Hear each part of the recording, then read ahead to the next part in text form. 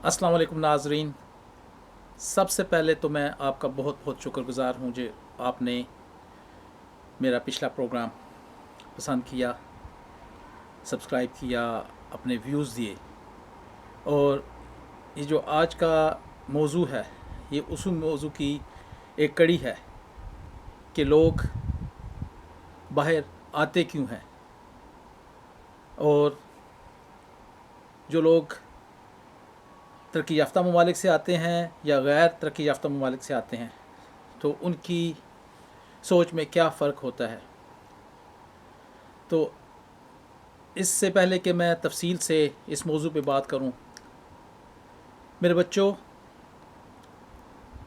ये मत सोचना कि आप खाली बाहर जाना चाह रहे हो और सिर्फ आप ही आप हो और आप पे बहुत ज़्यादा मुश्किलें आई हुई हैं, या मेरे वो बहन भाई, ये आप मत सोचना कि हम बाहर जाने का सोच रहे हैं, हमारी उम्रें क्या हैं।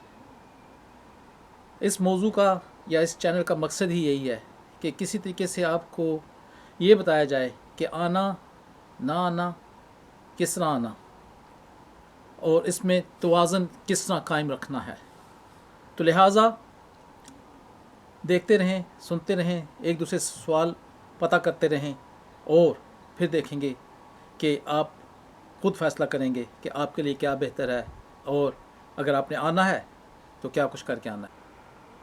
हिजरत का सिलसिला अगर उसके दादो शुमार बताए जाएं तो सन 20,020 तक यूरोप में तकरीबन 87 मिलियन लोग आए। कहने का मकसद यह है कि सिर्फ आप ही अकेले नहीं हो जो सोच रहे हैं कि हम बाहर किस तरह जाएं या कैसे जाएं। इसी तरह शुमाली अमेरिका में तकरीबन 59 मिलियन लोग आए जो दूसरे मुल्कों से हिजरत करके आए। और अगर हम देखा जाए एशियाई ममालिक का, तो और शुमाली अफ्रीका और मगरबी एशिया ये तीसरे नंबर पर रहा, जहाँ तकरीबन 50 मिलियन लोगों ने हिजरत की। तो इन अदाद शुमार को अगर देखा जाए तो हिजरत या एक जगह से दूसरी जगह जाना फितरती अमल लगता है। आज आपको मैं अपने मतलब बताऊंगा कि मैंने कब ये फ़ैसला किया और क्यों ये फ़ैसला किया कि अपना प्यारा वतन मुल्क पाकिस्तान छोड़ूं। मैं एक सरकारी मुलाजिम था। तकरीबन 25 साल पहले जब मुलाजमत को खुदाफिज़ कहा तो मैंने मुख्तलिफ़ तजर्बात किए, जिनमें 3 से 4 अपने कारोबार और एक मुलाजमत शामिल थी।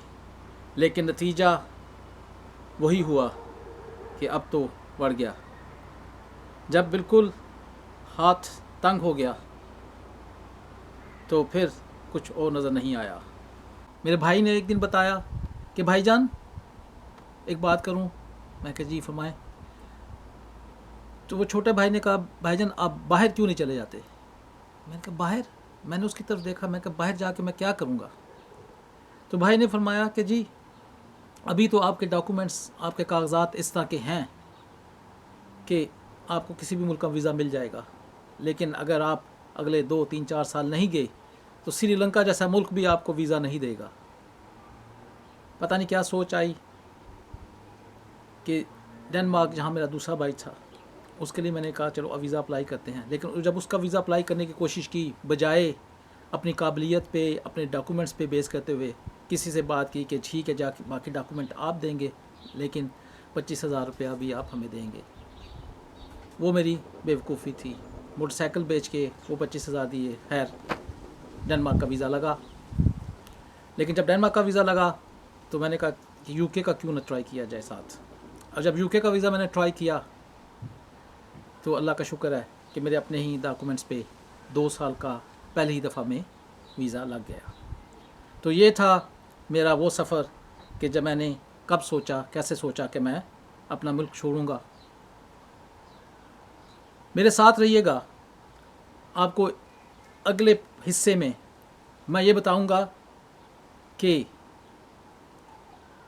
لوگ ملک کیوں چھوڑتے ہیں، کن وجوہات کی بنا پر چھوڑتے ہیں، اور کیا کیا چیزیں ہوتی ہیں جن کے ذہن میں لاتے ہوئے لوگ ملک چھوڑتے ہیں۔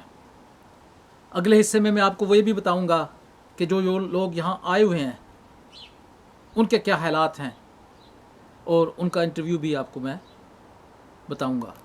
سبسکرائب کیجئے، شیئر کیجئے، دیکھتے رہیے گا، اور جلد ہی اگلے حصے میں آپ کے سامنے پیش کروں گا کہ لوگ کیوں باہر آتے ہیں۔ شکریہ، اللہ حافظ۔